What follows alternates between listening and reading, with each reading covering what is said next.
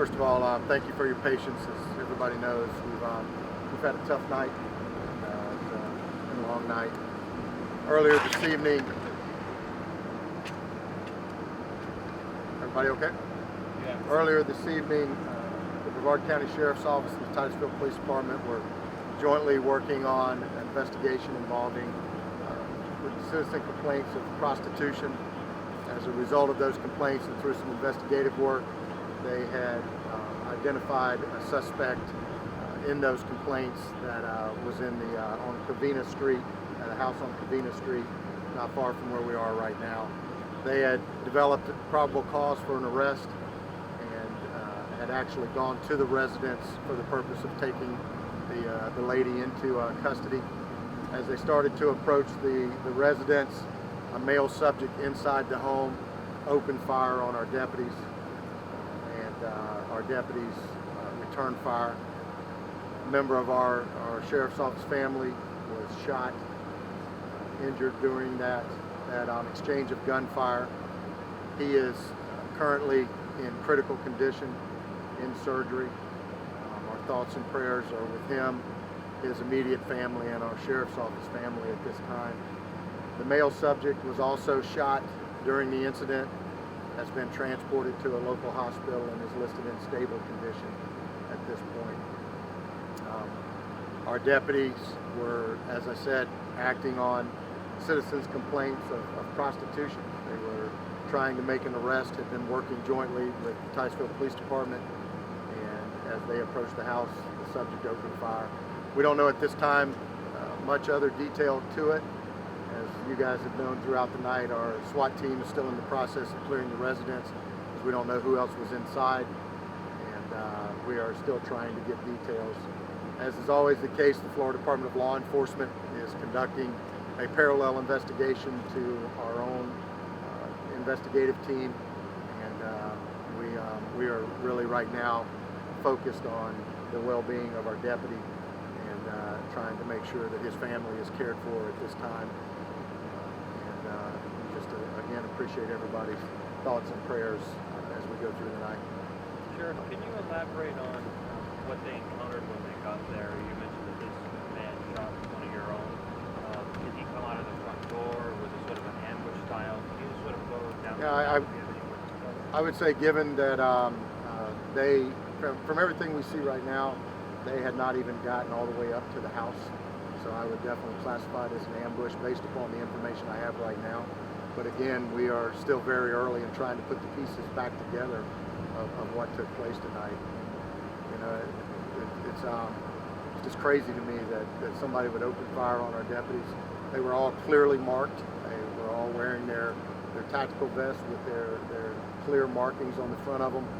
And I really don't have an idea of what prompted this at this point.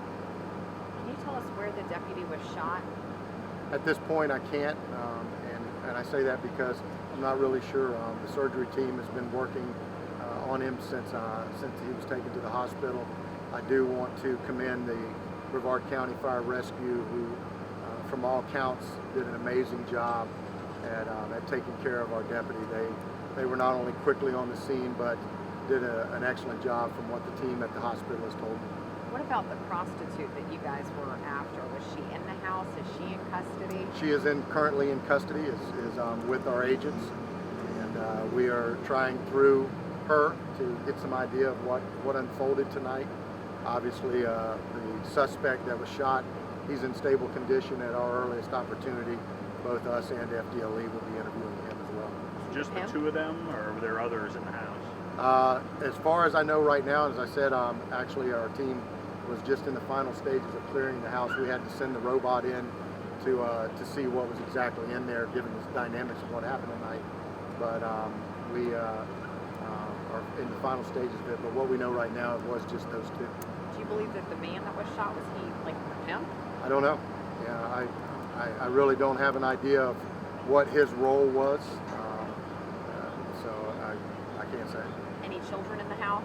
Not that we're aware of. At this point, it appears that there was just the two of them. Any people in surrounding houses have to be cleared out of their own homes or You anything know, like that? our patrol units, our first responding patrol units, obviously this was one of our investigative teams that was out, but our patrol units that were on the scene did a great job at not only clearing the neighborhood and making sure everybody was protected, but setting up a perimeter and getting the suspects under control and then working to get fire rescue onto the scene. Any idea how many shots were fired? Not at this time, no. You know if he has a criminal history? I do not. To be honest with you, we don't have a lot of knowledge of this individual. We knew who the female was that we were going after, but on this individual, we were just unaware. You don't have a name? No, sir. Were the deputies in traditional uniforms, or did they have on the undercover? They were in our tactical vests, which on the front of them clearly have sheriff. On the back, they have sheriff right up on the front where everybody can see. Several of them at the time? There was, I believe, 5 or 6 of them at the time. So the lady that's in custody, has she been charged yet? Not at this time. Again, we're still trying to put those pieces together. We are still trying to sort out exactly what each person's role was in this.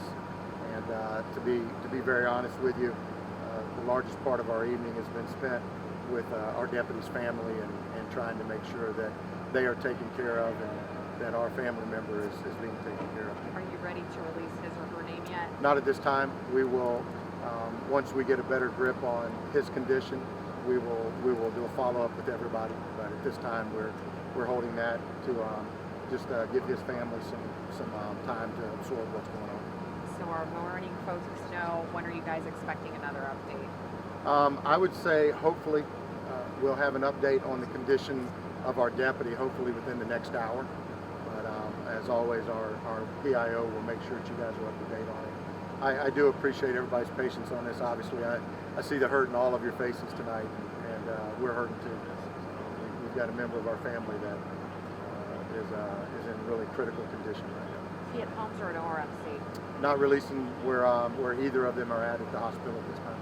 When you sent in SWAT team, to look for somebody in the home, were you worried about something else in there, that moving traps, devices, anything, or was it just that somebody was in? Well, at the time, at the point where everything started to happen, we weren't certain who else was inside the house, and the people that were there couldn't tell us one way or another if there was 3 more people in the house or anyone. So, in an abundance of caution, we took every effort to make sure that no one else got hurt tonight, and sent in our robot to go into the house, and then our SWAT team was able to clear the house. But all of that really just happened within the last 30 minutes, I would say. Forgive me if I missed this. Did the shooter, did he ever come out of the house, or was he firing from in the house at your The initial shots were fired from inside the house, we believe. Again, I don't have a lot of detail on it, so, but I know our team was all outside when everything started to happen. Was he using a handgun or an assault rifle? Not sure. Yeah, we don't have that yet. We will update you as soon as we can. And again, I appreciate your patience, and I ask you to keep our deputy in your thoughts and prayers. So thank you, everybody. This all went down around 9:30. Is that? Yeah. Ish. Was it 9:30, Dave? Yeah, about 9:30. Thank you, everybody. Thanks, Sheriff.